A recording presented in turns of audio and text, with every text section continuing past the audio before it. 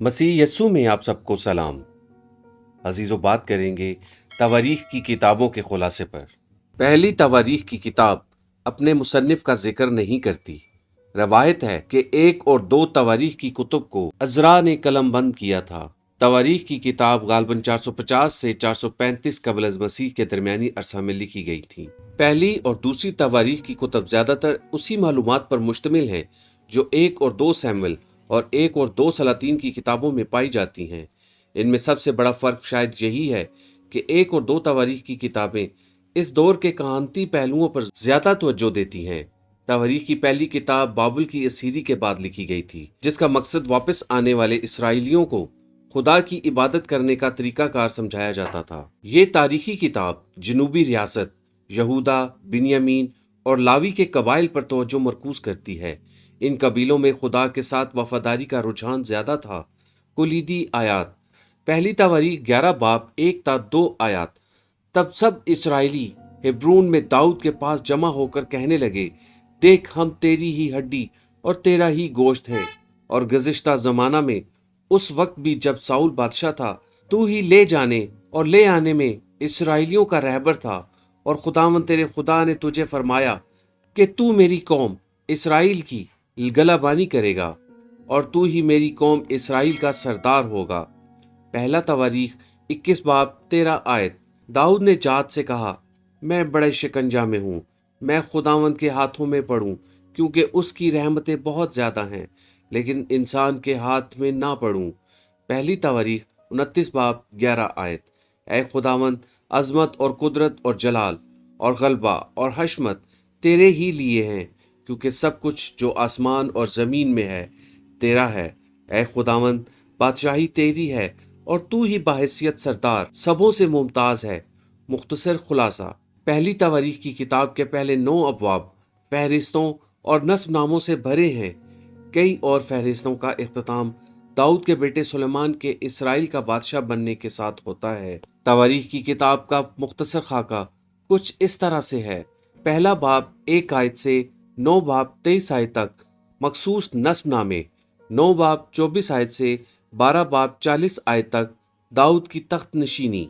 13 बाब 1 आयत से 20 बाब 30 आयत तक दाऊद का दौरे हुकूमत। पहली तवारीख 16 बाब 33 आयत में दाऊद की तरफ से खुदा के हजूर शुक्रगुजारी के गीत में वो उस वक्त का हवाला देता है जब खुदा जमीन का इंसाफ करने आएगा। ये हवाला मत्ती 25 बाब की पेशनगोई है, जिसमें यस्सु उस वक्त का जिक्र करता है जब वो जमीन का इंसाफ करने आएगा। 10 कंवारियों और तोड़ों की तमसीलों के जरिए वो इन्हें खबरदार करता है। जिन लोगों ने मसीह के खून के वसीला से गुनाहों की मुखलसी हासिल ना की होगी, उनको बाहर अंधेरे में डाला जाएगा। यस्सु अपने लोगों को तैयार रहने की तालीम देता है, क्योंकि जब वो अदालत के लिए आएगा तो वो भेड़ों को बकरियों से जुदा करेगा। दाऊद के साथ किए गए अहद का वो हिस्सा जिसे खुदा 17 बाब में दोहराता है, वो उस आने वाले मसीहा के बारे में हवाला है जो कि दाऊद की नस्ल से होगा। 13 ता 14 आयात उस बेटे के बारे में बात करती है जिसे खुदा अपने घर में और अपनी मुमलिकत में अब तक कायम रखेगा। ये हवाला सिर्फ यस्सु के बारे में हो सकता है। अमली इतलाक। पहली तवारीख की किताब में बयान करदा नस्ब नामों की तरह के दीगर नस्ब नामे हमारे लिए अदम दिलचस्पी का बायस हो सकते हैं, लेकिन वो हमें याद दिलाते हैं कि खुदा अपने हर फर्जंद को ज़ाती तौर पर जानता है, हत्ता कि वो हमारे सर पर मौजूद बालों की तादाद से भी वाकिफ है। मत्ती 10 बाब 30 आयत। हम जो कोई भी हैं और हम जो कुछ भी करते हैं वो खुदा के जहन में हमेशा के लिए दर्ज है, और ये हकीकत हमारे लिए राहत बख्श हो सकती है। अगर हम मसीह से मंसूब हैं तो हमारे नाम बर्रा की अब्दी जिंदगी की किताब में लिखे जा चुके हैं।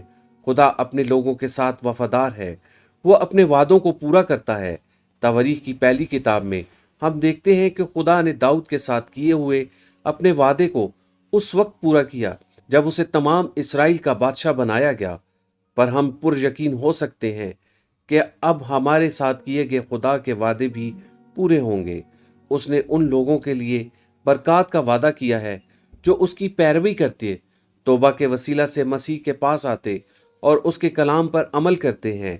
फर्माबरदारी खुदा की बरकत جبکہ نافرمانی اس کے غضب کا باعث بنتی ہے۔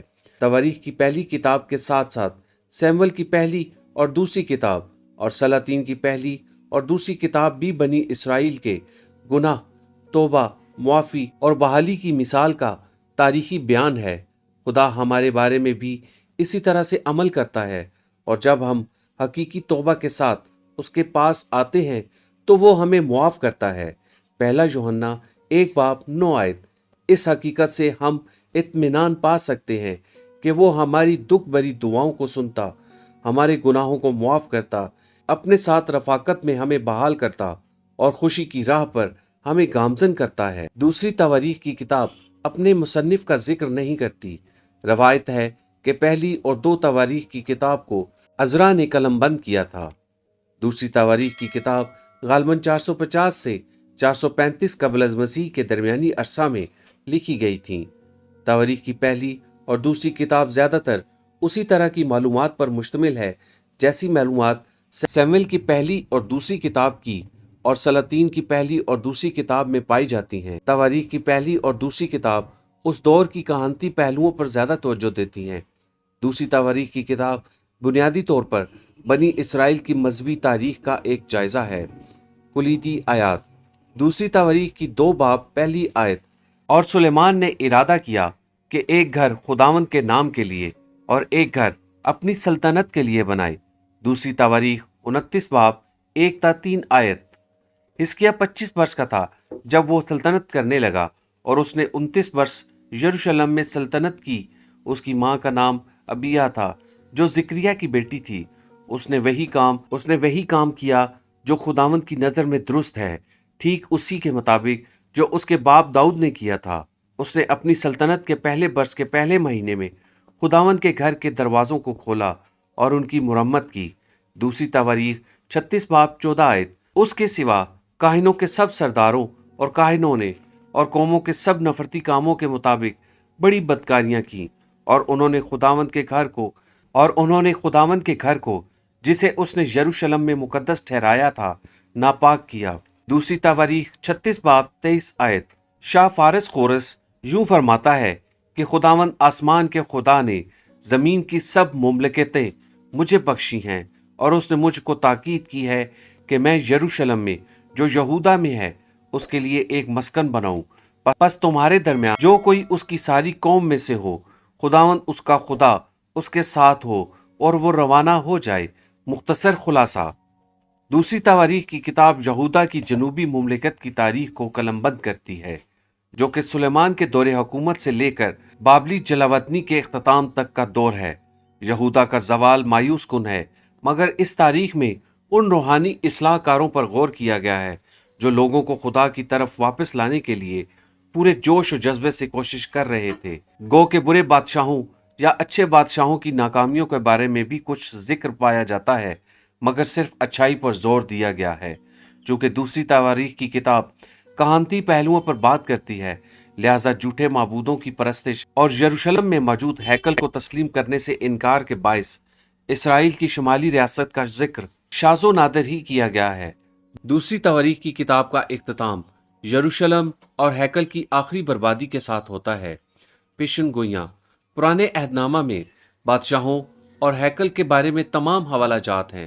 ہم بادشاہوں کے بادشاہ یسوع مسیح اور روح القدس کا مقدس یعنی اس کے لوگوں کا عکس دیکھتے ہیں، یہاں تک کہ اسرائیل کے بہترین بادشاہوں میں بھی تمام انسانی عیب پائے جاتے تھے، اور ان کی قیادت میں بھی بہت زیادہ نقائص موجود تھے۔ لیکن بادشاہوں کا بادشاہ 1000 سالہ بادشاہی کے لیے زمین پر آئے گا، تو وہ داؤد کے تخت کے حقیقی وارث کے طور پر تخت نشین ہوگا اور اس ساری زمین پر اپنا اقتدار قائم کرے گا۔ صرف اسی وقت ہمارے پاس ایک کامل بادشاہ ہوگا جو صداقت اور راستہ بازی سے بادشاہی کرے گا۔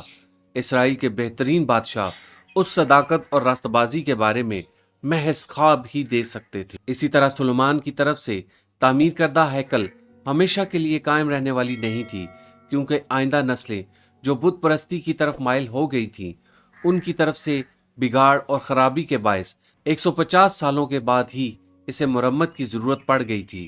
دوسری سلاطین 12 باب۔ لیکن روح القدس کا مقدس ہیکل یعنی وہ لوگوں جو مسیح سے تعلق رکھتے ہیں ہمیشہ زندہ رہیں گے۔ ہم جو یسوع میں پیوست ہیں ایک ایسی ہیکل یا خدا کا ایسا مقدس ہیں جو ہاتھ سے نہیں بلکہ خدا کی مرضی سے بنایا گیا ہے۔ یوحنا 1:12-13 آیات۔ روح القدس جو ہم میں بسا ہوا ہے ہم سے کبھی جدا نہ ہوگا اور ایک دن حفاظت سے ہمیں خدا کے حضور پہنچائے گا۔ افسیوں 1:13 4:30 آیت۔ کسی بھی زمینی ہیکل کے ساتھ ایسا وعدہ نہیں کیا گیا۔ عملی اطلاق۔ تواریخ کی کتاب کے قاری کو یہ دعوت دی جاتی ہے کہ وہ ماضی کے ہر نسل کا جائزہ لے اور معلوم کرے کہ ہر نسل کو ان کی فرمانبرداری کے باعث برکت یا بدکاری کے باعث سزا کیوں دی گئی تھی۔ لیکن ہمیں چاہیے کہ ہم اپنی اجتماعی اور انفرادی دونوں طرح کی حالتوں کا موازنہ ان نسلوں کی خطرناک حالت کے ساتھ بھی کریں۔ اگر ہم یا ہماری قوم یا ہماری کلیسیا مشکلات کا سامنا کر رہی ہے تو ہمارے لیے یہ فائدہ مند ہوگا کہ ہم اپنے عقائد کا اور ان عقائد پر عمل کرنے کا موازنہ بنی اسرائیل کے ان تجربات کے ساتھ کریں جو انہوں نے مختلف بادشاہوں کے دور حکومت میں کیے تھے۔ خدا گناہ سے نفرت کرتا ہے اور اسے برداشت نہیں کرے گا۔ اگر تواریخ کی کتاب ہمیں کچھ اہم سکھاتی ہے تو وہ یہ بات ہے کہ جو لوگ عاجزی کے ساتھ توبہ اور دعا کرتے ہیں خدا ان کو معاف اور بحال کرنا چاہتا ہے۔ پہلا یوحنا 1:9 آیت۔ اگر ہم خدا سے کچھ مانگنا چاہیں تو آپ اس سے کیا مانگیں گے؟ بے شمار دولت، اپنے اور اپنے پیاروں کے لیے کامل صحت، زندگی اور موت پر اختیار۔ ان باتوں کے بارے میں سوچنا قدر حیرت انگیز بات ہے۔ ایسا ہی ہے نا، مگر زیادہ حیرت کی بات یہ ہے کہ خدا نے سلیمان کو ایسی ہی پیشکش کی تھی اور اس نے ان چیزوں میں سے کسی کا بھی انتخاب نہیں کیا، بلکہ سلیمان نے اپنی کام کی تکمیل اور بخوبی انجام دہی کے لیے خدا سے حکمت اور علم مانگا تھا جو خدا نے اسے بخشا تھا۔ ہمارے لیے یہ سبق ہے کہ خدا نے ہم سب کو ارشاد اعظم کی تکمیل کا کام سونپا ہے۔ پس ہم خدا سے عاجزی کے ساتھ دعا اور درخواست کر سکتے ہیں کہ وہ ہمیں قوت دے تاکہ ہم اپنی زندگیوں میں اس کی مرضی کو پورا کرنے کے قابل ہو سکیں۔ اس کے لیے ہمیں خدا کی اس حکمت کی ضرورت ہے جو اوپر سے آتی ہے۔ یعقوب 3:17 آیت۔ تاکہ ہم اس کی مرضی کو جان سکیں۔ نیز کام اور کردار میں مسیح کی مانند بننے کی ترغیب کے لیے ہمیں اس کی ذات کی سمجھ اور علم کی بھی ضرورت ہے۔ یعقوب 3:13 آیت۔ خداوند آپ سب کو برکت دے، آمین۔